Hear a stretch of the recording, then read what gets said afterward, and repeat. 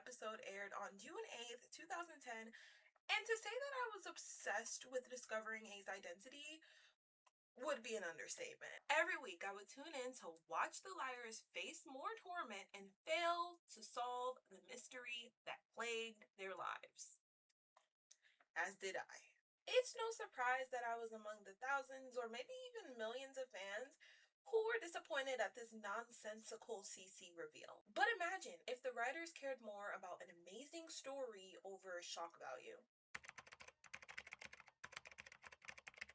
Pretty Little Liars gave us secrets, lies, and mysteries, only to end with one of the most frustrating finales in teen TV history. So today, I'm rewriting the ending the way that the show always should have been. So, for those of you who do not know me, my name is Nathania Ray, also known as Scream Chats here on YouTube. I love talking about movies, TV shows, books, things that make us scream, either out of terror or frustration. So, let's go ahead and deep dive into what the ending should have been for Pretty Little Liars. The ending we deserved. Let's talk about that. Pretty Little Liars started off amazing. It had a great appeal with a foundation for a mystery that kept people hooked. What happened to Alison De Laurentiis? Everyone wanted to know. On top of that, who was A? The mysterious stalker who somehow knew things about the girls that only Alison did? It was clear that someone was out to get them. The writers stuck pretty closely to the source material of Sarah Shepard's book series for the first 2 seasons.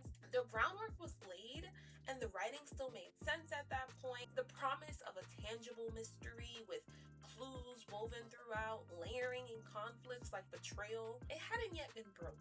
Mona's reveal was actually handled pretty well at the end of season 2.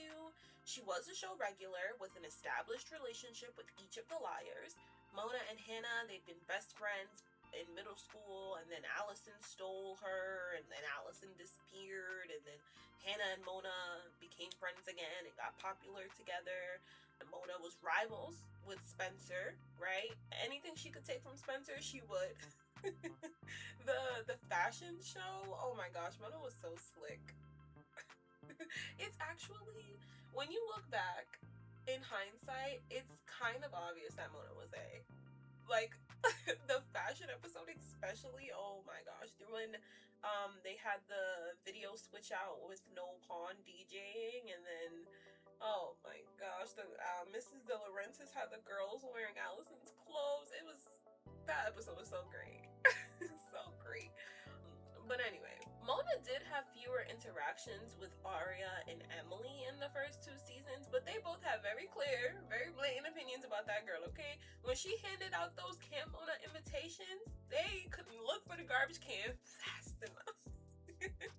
It's amazing when you think about it, really, because the writers seem to have such an amazing grasp on the story in the earlier seasons, but as they went on, they really seemed to drop the ball on what it was that the fans truly loved about the show to begin with. Sure, the intrigue of Alison's murder was huge, especially in the earlier seasons, but as the show went on, it was more about putting an end to the torment that the girls were constantly facing at the hands of the A-Team. We deserved a satisfying conclusion to the years of cheering on Spencer, Aria, Emily, and Hanna as they discovered the identity of their stalker. Instead, what we got was the liars in this weird, high-tech, fancy, schmancy room at the Kerosene group, listening or watching on a screen as Cece explained and begged Alison for sympathy, pretty much.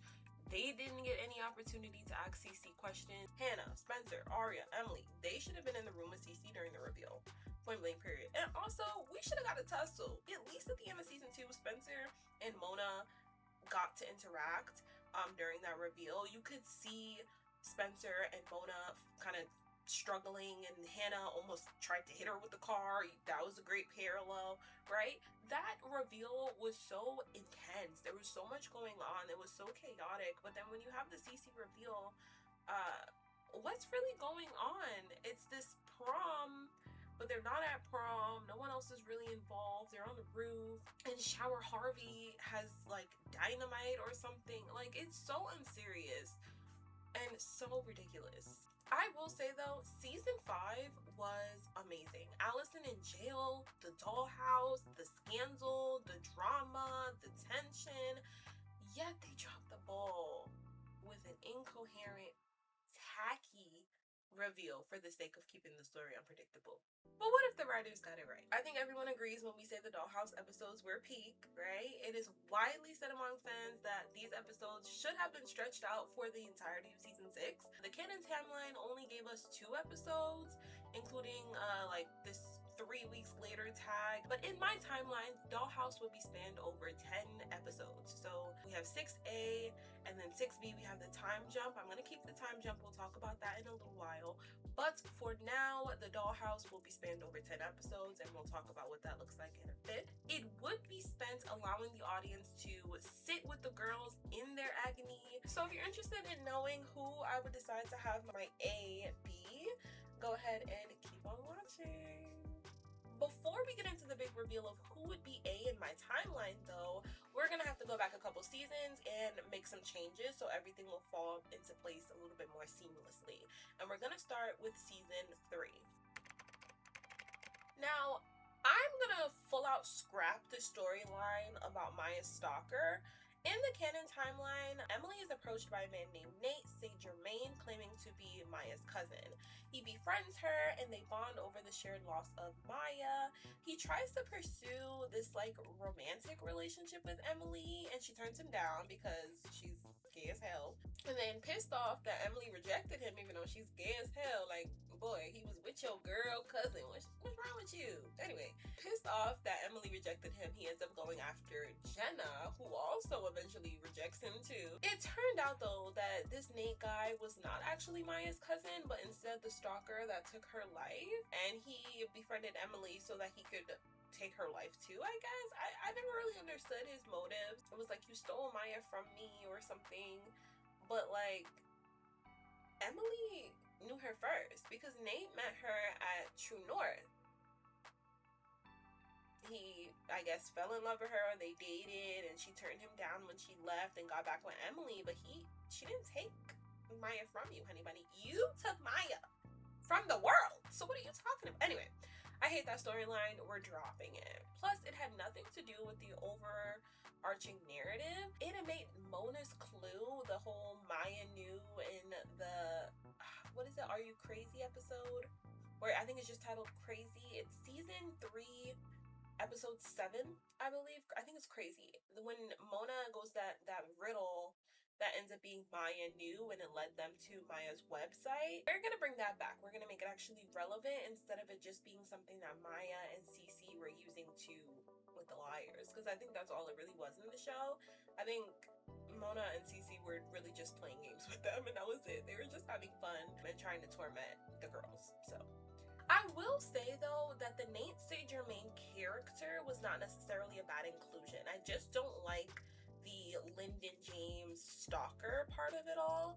I did find it interesting to watch Emily interact with Nate, and seeing her squirm as he developed a relationship with Jenna was really interesting. I will give it that. It's not bad filler, because we could have used this Nate character to explore Emily and Jenna a little bit better as people.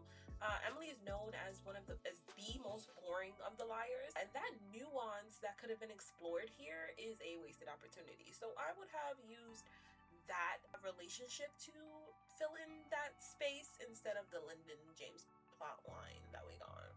In my timeline, I would have left the whole Maya knew anagram that we got from Mona, and that's gonna still lead the girls to the Noel Khan's cabin after discovering her website. But let's put a pin in this though, we'll come back to it later. Regarding Maya's death, I would have left it as a mystery spanning several seasons, similar to Alison's disappearance, right?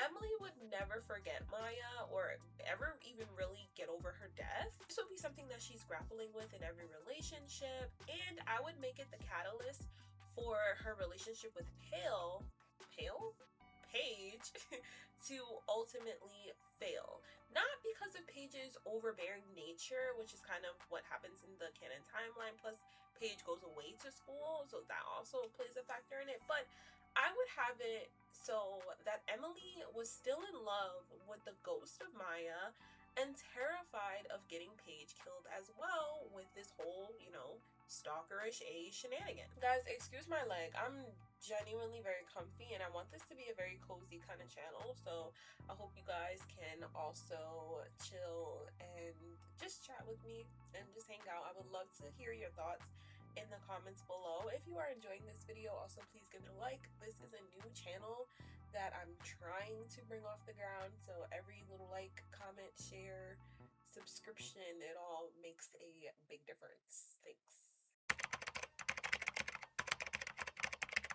Now, a common complaint about the series finale of Pretty Little Liars is that we had no clues pointing to Spencer's evil twin. Alex wasn't even a character in the show, and Mary Drake wasn't brought in until season 7 either. So my solution to this would be, instead of spending so much time on the Mary and Kavanaugh storyline that nobody gave a crap about, especially me, I would give that time to unveiling Mary Drake's story instead. It's far more interesting anyway. Toby could have joined the A-team to learn more after he was gifted Spencer's birth certificate. And on the birth certificate, it would mark Spencer as twin A.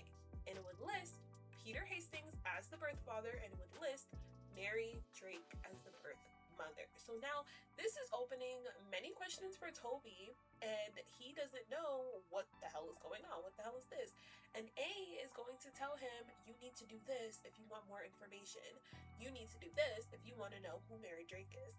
You need to do this if you want to know more about Twin B. Toby, he tries to play it off as if he joined the A-team to protect Spencer when there was not a damn thing he did that protected Spencer while on the A-team. He didn't learn nothing. He didn't do nothing but put her in a goddamn mental institution. Like, there was nothing redeemable about him joining the A-team, yet Spencer forgave him so quickly and they just moved on.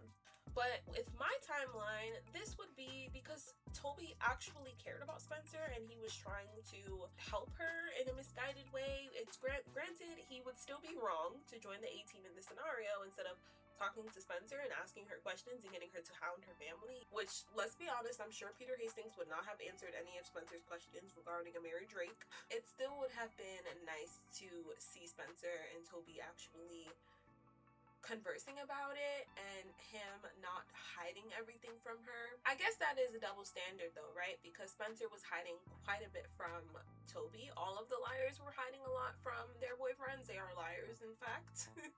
And then you could also justify him in a way, faking his death to get her admitted into Radley, because her birth certificate would list Radley as her place of birth. He could justify it as she could go in as a way to investigate. And she did kind of get some answers in Radley, but not the answers that we needed. This would actually mean that Spencer getting into Radley had there were two reasons for this really. One, it's because Cece and Mona just wanted to push Spencer so far to see, what would happen and see if she actually would be admitted to Bradley and take Mona's place, right? I keep saying Cece, but Mona and red coat. Now hear me out. I know you guys hear redemption and you think that I'm Team Ezra. I would never be Team Ezra, so just hear me out. In the season 4 mid-season finale, episode 13, A Grave New World, Alison DeLaurentis officially made her comeback to Rosewood. The liars in the audience, we were in shambles. Twitter exploded with questions, theories, opinions, all of it. Personally though, I love the concept of Alison's return, but I hated the execution. Hated it. It was bogged down so badly by that stupid backdoor pilot to Ravenswood. I will die on this hill. I hated that show. I hated that it even existed. I hated that they took Caleb the way. I hated that they gave him this weird love storyline and then just brought him back like nothing happened. I hated that he left Hanna for it. I hated everything that had to do with Ravenswood. Stupid Mrs. Grunswald. I'm getting mad just think about it. We're scrapping everything to do with Ravenswood, all of it, every single bit. Tippy the bird. Now, the Ezra book plotline was pretty good, so we're gonna keep that and make it the main catalyst for bringing Alison back. Now, in the canon timeline, Ezra met Alison before she went missing. They developed a relationship. Skipping over the fact that Alison did not look or behave like she was above the age of 18. He claims he had no idea, and he confronts her about this on the night that she went missing. Whatever. The next morning, though, he discovers that she was missing, and he decided that he was going to write a true crime novel solving the mystery of Alison De Laurentiis' disappearance. Okay. By the end of that summer, he met Aria at a bar and began using her for his research. And in the canon timeline, though, Alison poses as Redcoat and leads them to his lair, where they learn about his book. But in my timeline, it would have been the actual Redcoat, not Alison impersonating Redcoat, because the whole Redcoat thing was a little confusing because Cece in the canon timeline is Redcoat. Sometimes Shower Harvey would come out the Dollhouse and be Redcoat too, but Alison would also be Redcoat as well, but Alison wasn't on the A-team in the canon timeline, so it was very confusing if you're not really paying attention. But we're gonna scrap Alison in the red coat altogether. She is not Redcoat. Alison was never wearing that damn red coat. But anyway, in my timeline, it would have been the actual Redcoat that led the girls to Ezra's lair. It would not be in Ravenswood. I don't care where it is. It's not in Ravenswood, though. Ravenswood does not exist. And the purpose of doing this would be Redcoat trying to frame Ezra as A to the girls. I would keep all that fallout, Aria ugly crying on the carousel and all that stuff. I think that's fine. We'd keep that in.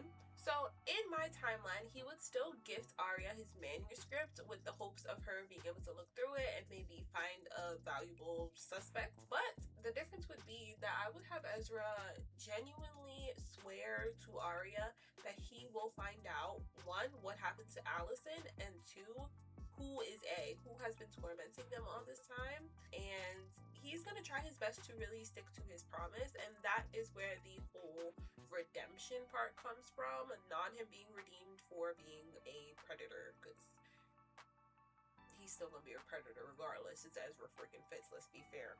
But we'll see his conclusion in a second, and I promise y'all, just stick with me. I got y'all. Making good on his promise, or at least the first half of his promise, Ezra would find Alison alive, living in New York City, attending high school. She would have completely rebuilt her life, living with the son of a rich billionaire or whatever, and then she'll have a whole new posse of liars at her new school. And absolutely disgusted with all of the destruction that she's caused and determined to prove himself to Aria, Ezra would try to force Alison to go back to Rosewood. Prove and to show everyone you're not dead and you got some explaining to do, young lady. I would have Alison straight up shoot Ezra. She's killing him. She's like, no way, Jose, I'm not going back there and you cannot make me. And she's gonna shoot him. So she's gonna leave him for dead and dip.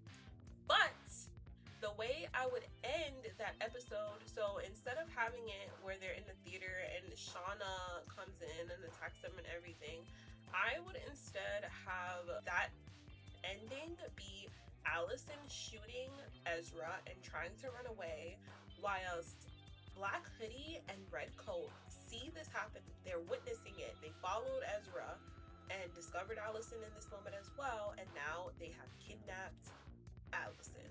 So the season 4 mid-season finale would end with Ezra bleeding out on the floor and Alison being kidnapped. The audience would know that Alison is alive, but the liars would still be in the dark. And Ezra is bleeding out, so he's not telling anyone anything. You see, I told you I got y'all. We would never leave Ezra up and running around here. One more thing though, in the canon timeline, Alison was put on the trial for Mona's murder after she returned. In my timeline though, since Alison is not back, she's been kidnapped, I would still have that trial, but I would have it be the 4 girls that are on trial. So we have that whole long drawn out trial with Alison, and then the girls are arrested when Alison is convicted or sentenced. I wouldn't change that. I would have the liars actually be on trial. I would have a lot of their secrets revealed, and I would have them humiliated and dragged through the mud. And then when they are found guilty, I would have them then be kidnapped by A. So then when they wake up in the dollhouse, they don't find Mona with dyed blonde hair. Instead, they will find Alison. But I do kind of like the idea of Mona being in the dollhouse with the girls. So I'm still gonna put Mona in the hole. Sorry to my girl Mona. I'm so sorry for you, girl. But Alison will be in her room the same way that they discovered Mona, and Mona will be in the hole. Maybe she'll be allowed out to kind of serve the girls the way that she does in the show. Sorry, Mona girl, I love you, but sacrifices have to be made. Now that we've got through the necessary changes to make this ending work, let's unpack the fruits of our labor.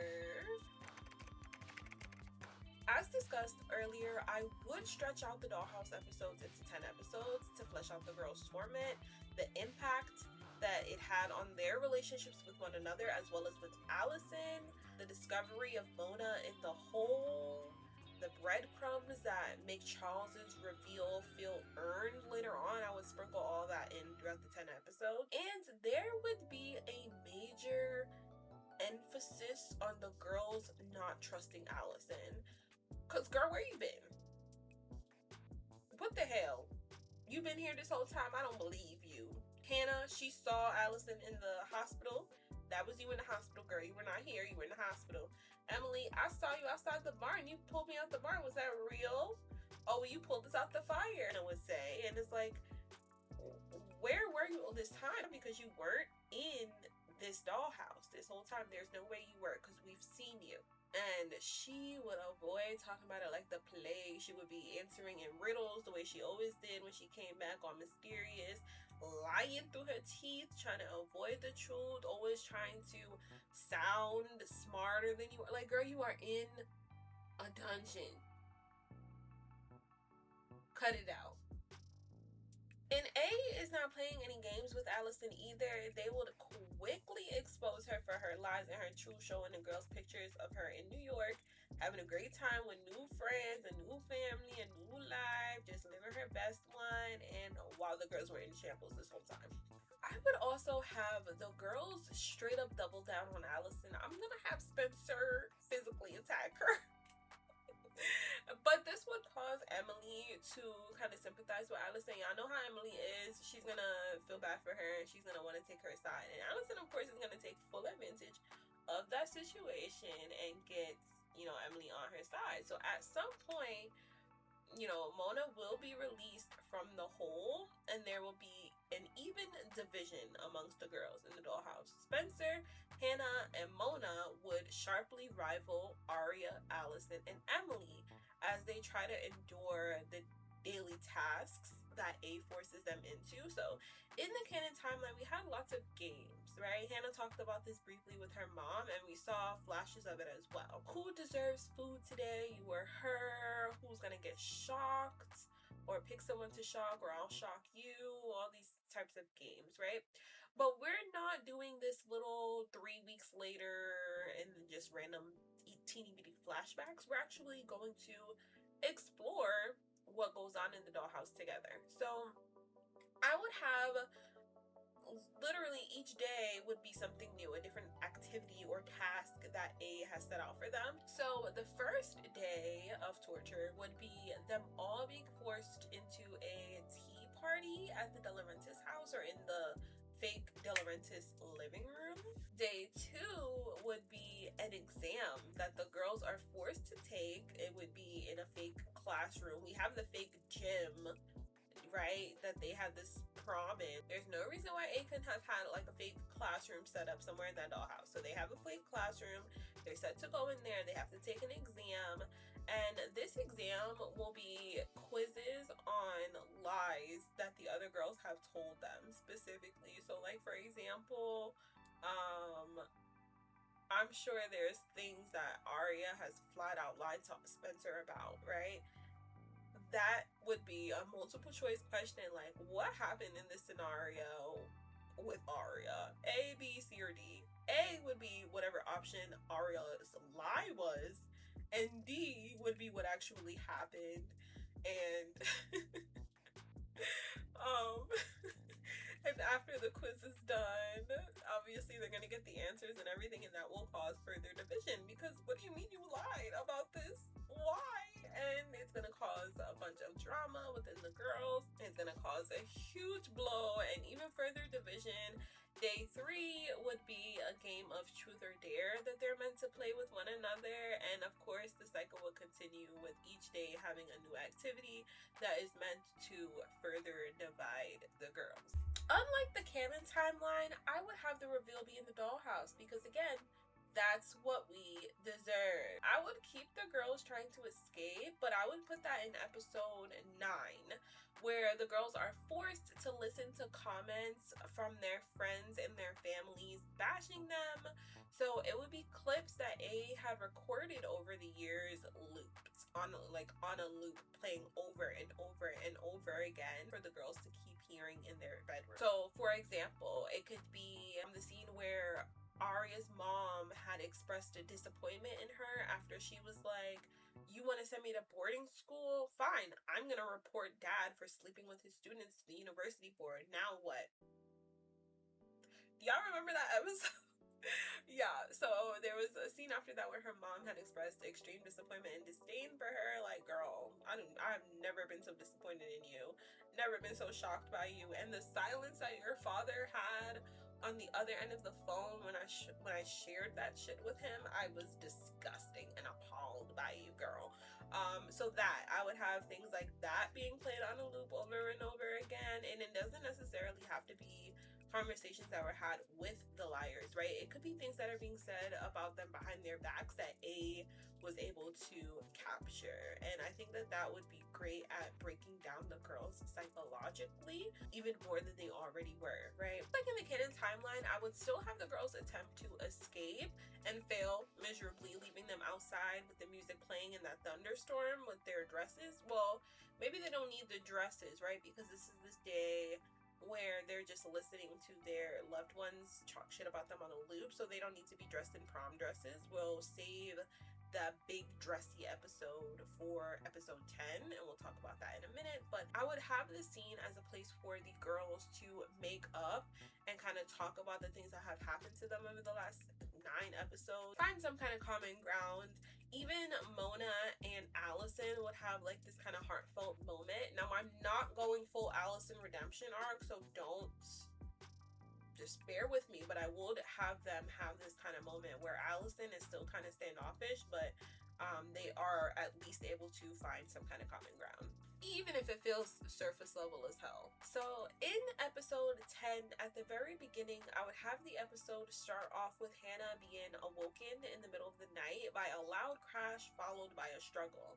Now, this was immediately after they got let back into the dollhouse, so they're all pretty scared, don't want to leave their room, don't want to investigate. She just sits in her bed and listens to the crash and the struggle until it all gets quiet. She'll ask the other girls in the morning, like, did you guys hear anything weird last night? And they'll all say, no, I didn't hear anything. Or maybe some of them will say, yeah, I heard it, but I was too scared to leave my room. And that morning will also be the morning that the girls wake up to bridesmaid dresses in their room.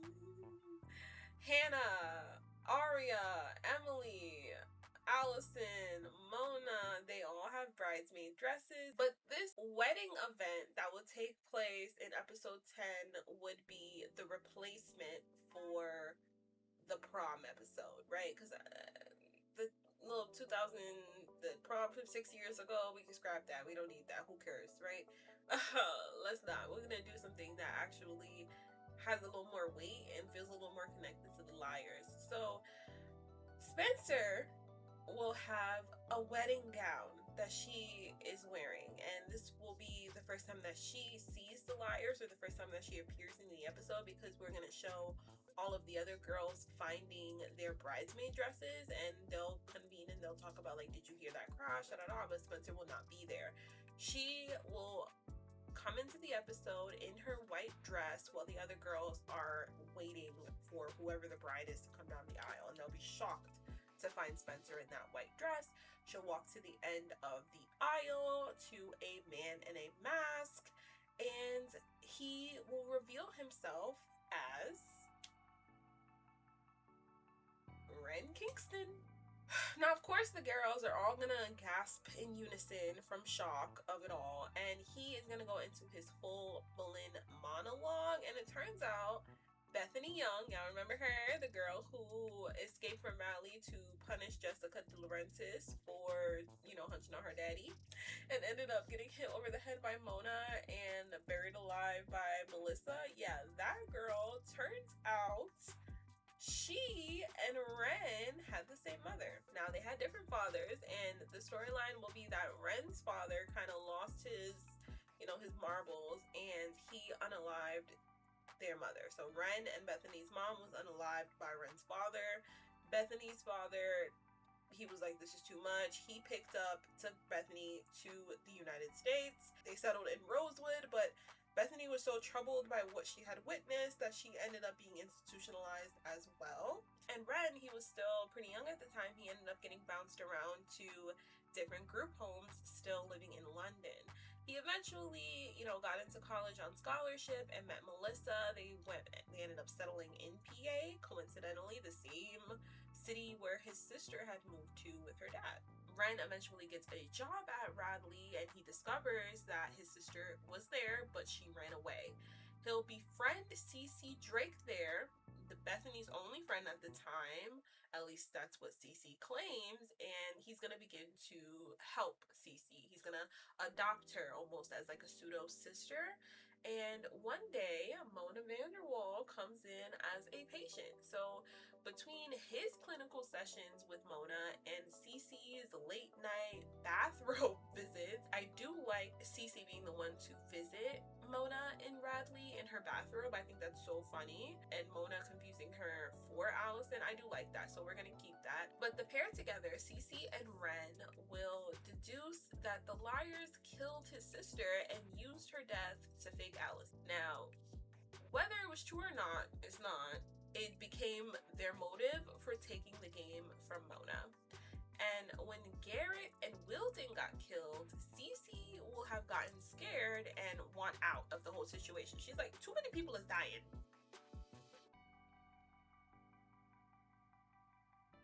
I don't want to die.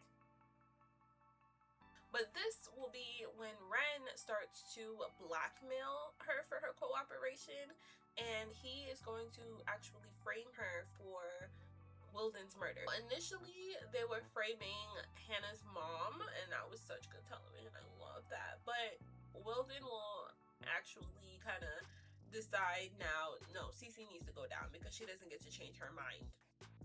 So you gotta go down, you gotta go to jail. And he's gonna frame her. She's going to flee. Luckily, she'll be able to flee without Alison's help because Alison is not here. Now, mind you, Ren is telling the girls all of this while they're in the dollhouse in this whole wedding chapel setup. Spencer's jaw is on the floor in her wedding dress, looking at this man like, are you for real? What the hell?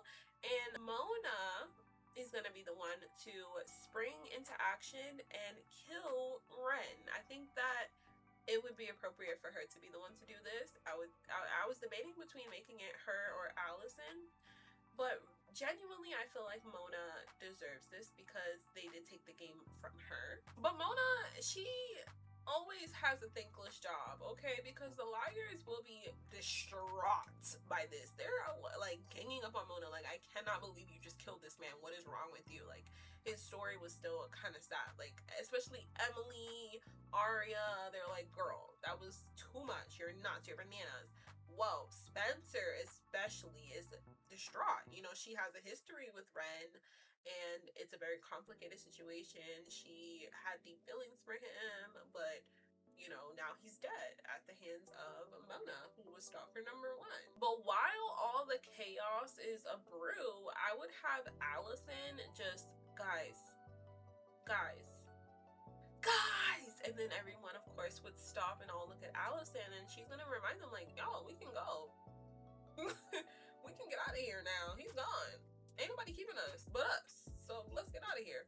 And they will, you know, find a way. But similar to in the canon timeline, the same time that the girls were kind of plotting their escape was the same time that Caleb and Ezra and I think Toby, who else was it? I think Toby.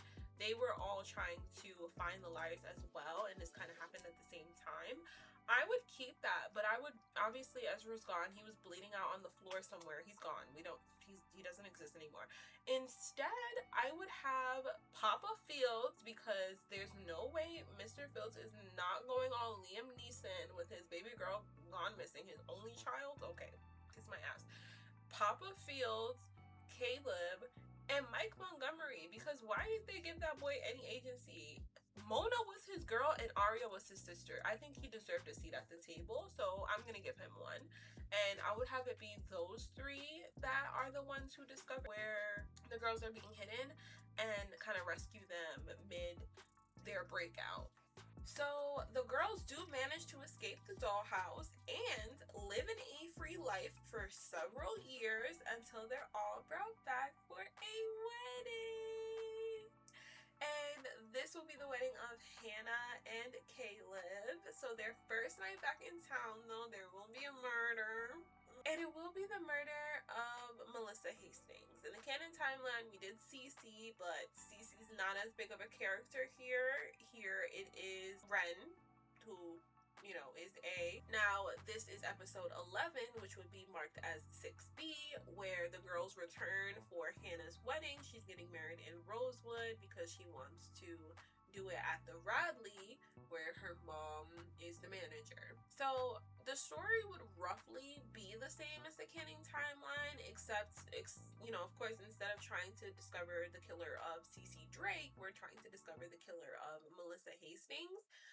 And eventually it would be uncovered that Alison was the one who killed Melissa, and her motive would be that Melissa discovered the truth about Alison being the one who killed Ian, Garrett, Wilden, and Maya. So Alison killed the NAT club because, one, they deserved it, and two, they discovered that she was alive and living in New York one by one. Like, literally each of them discovered it. Well, we'll say Ian didn't discover it. We'll say that Alison killed him the night of the bell tower.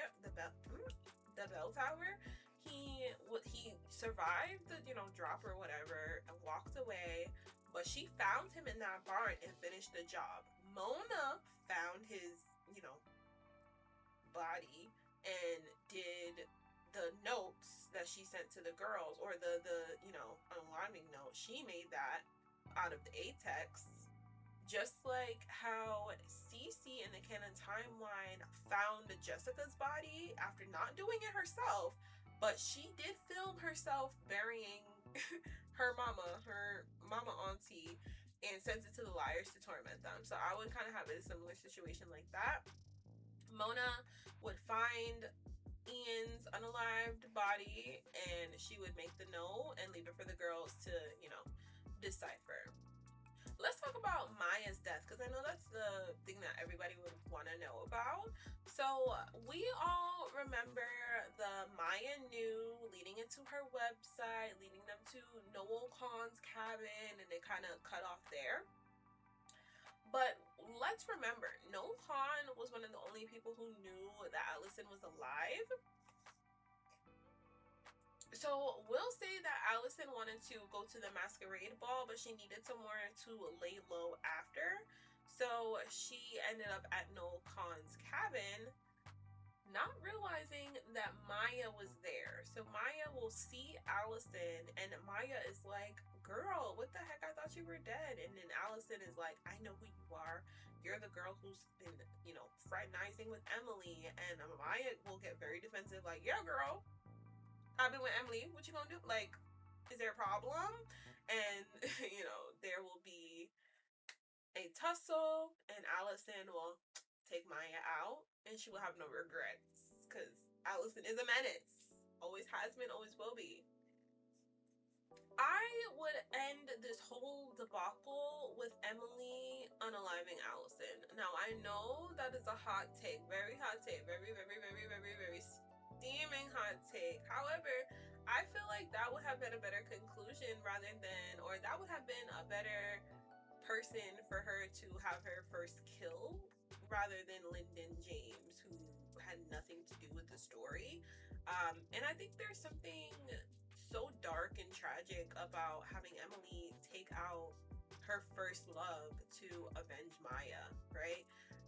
And this will replace the Archer Dunhill storyline. So instead of all that stuff that we had with Cece, and Archer Dunhill taking Alison's money, and Alison being impregnated with Emily's babies and all that, I would scrap all of that. I would instead focus on them trying to figure out who unalived Melissa, discovering that it is Alison, discovering why she did it, and who, Alison was taking out and why and when and all that stuff. And then I would have Emily, with the group. Everyone is there. So Mona is there, Hanna is there, Emily, obviously Emily's there, Spencer is there, and they're going to witness Emily taking Alison out, and they are going to help her cover up that unaliving.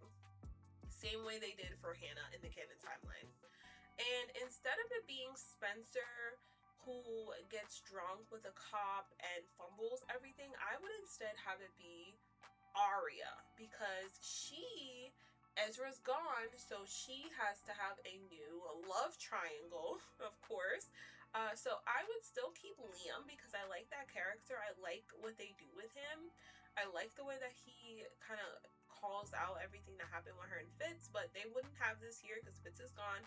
But I would instead have that love triangle be with Jason De Laurentiis. I like how she got with him over the time jump. So with her return to Rosewood, they would see each other in town, and throughout the whole season, or season B, I would have them kind of have all of these little scenes, and Aria will be deeply conflicted. Do I want Jason or do I want Liam? So at the end, where after Aria has just helped cover up Alison's actual unaliving, he thought his sister was gone for years, finally got her back, and he's had her for years, but now she's gone again and doesn't know why or how or by who, and Aria knows, and she will almost fumble through this.